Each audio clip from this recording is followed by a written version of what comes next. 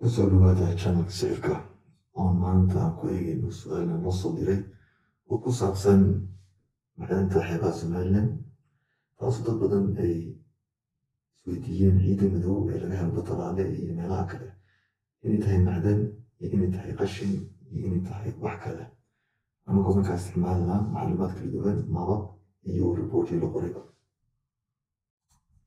Waayo haddaan ku bilaabno eegidda xeebta Batalaale u dhow Berbera oo ah xeebaha ugu caansan Somaliland. Sida muuqata jawiga aad buu u fiican yahay, waa xilli winter ah markaana ay mawjadaha saa usii waaweyneen dadkana si fiican ugu dabaalan karaan. Intaa maanta ma eegaynin, maanta waxaan u nimay inaan eegno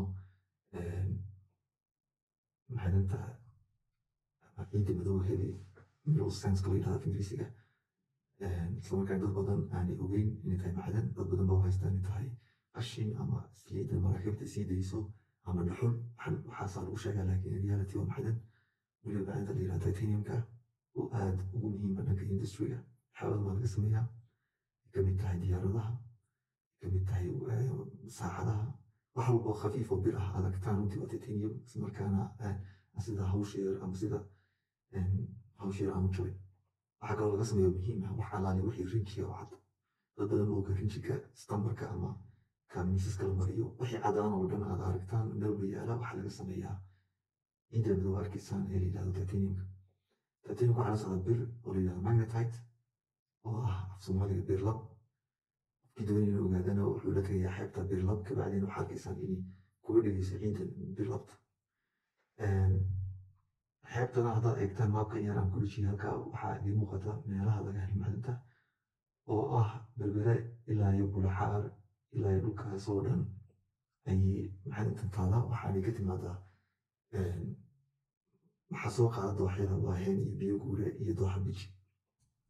haddaan eegno Kenya oo ah dalalka ciidda madow hadda sida fiican lagu soo saaro, waxay caan ku tahay hadda warshada loo yaqaano ama shirkadda base titanium oo soo saarta macdantan. isla markaana sanadii ugu dambeeyay maroodi soo saaraysay.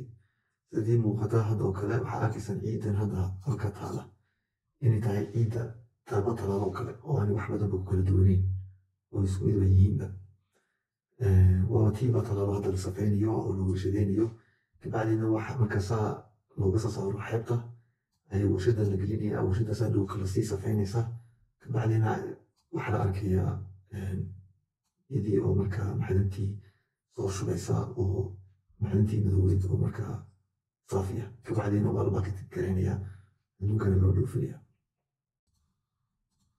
marka la mariyo ciidan titaniumka warshadeynta, waxay marka dambe soo baxaa macdan la yidhahdo titanium dioxide oo markaas sida sawirka oo kale loo raseeyo, kabacdi la dhoofiyo.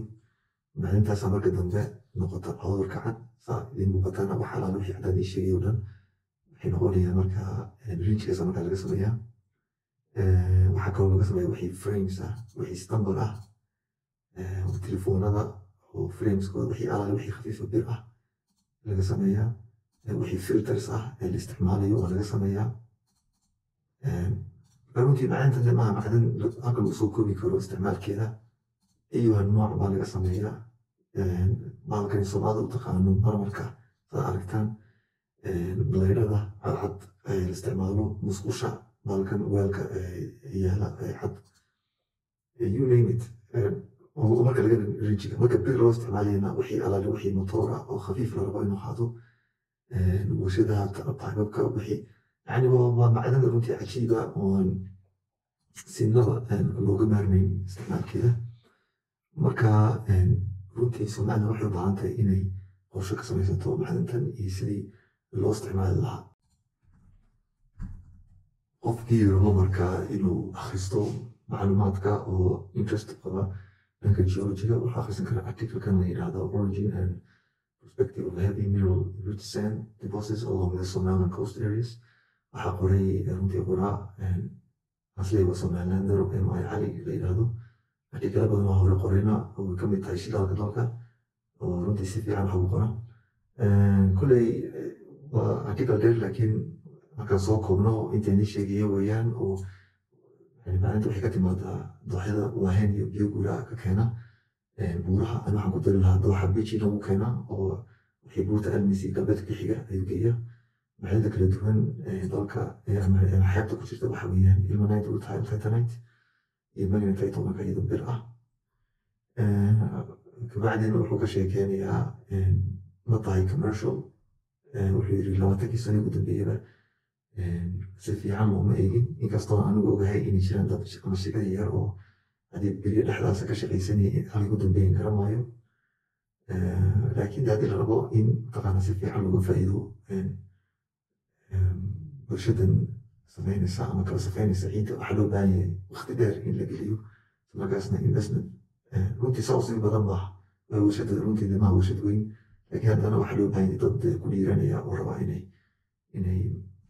يعني سميه investment صح marka qofkii raba inuu akhristo article-ka oo runtii aad u fiican wuxuu akhrisanaya article-kaas waxaanu ka helaya internetka barnaamijka kale waxaan isleeyahay ka sameeye maxadda dahabka ee laga soo saaro hadda buuraha sanaag dad badan way soo weydiiyeen intaas agay ku dambeysay weli ma laga shaqaystaa sidee baa yani loo isticmaalaa sidee baa loo soo saaraa ma tahay wax yani investment badan la geli karo saas leeyahay waxaan isleeyahay marka dambe barnaamijka kale taa kaga hadal laakiin saa aragtaa maabkan macdanta marka la gaaro sanaag mayl agteeda way isbedeshaa buurtu waxay noqotaa pinkaas ama waxaa loo yaqaana indhacad series af ingiriisiga waana buuro ka duwan buurihii kale ee casaanka ahaa yani markala iyo maabka waana af ingiriisiga waxaa lagu yidhahdaa green belt macnaheedu waxa weeyaan oo meel kaga fiican ama kaga hodansan dahabka wuu ku jiraa dahabka suusadoo dhan laakiin areadan waa area wixii berbere iyo xeebta iyo saaxil iyo ilaa hargeysa laga gaariyo waa dahab buda ah kuna dhex jira granitka halkuu marka la gaaro sanaaga uu noqonayo nuggets oo waxaa sababaya green beltkaas oo ah dhagaxa ku jira ilaa sudan waa nooca sudan hadda laga baaro haddaad aragteen marka asaga nuggetska ku jira that's why dadka hadda aad ugu mashquulsan yihiin laakiin waxaan isleeyahay marka dambe si fiican u qado barnaamijka maanta intaasuu ku eegyahay aad ba mahadsantihiin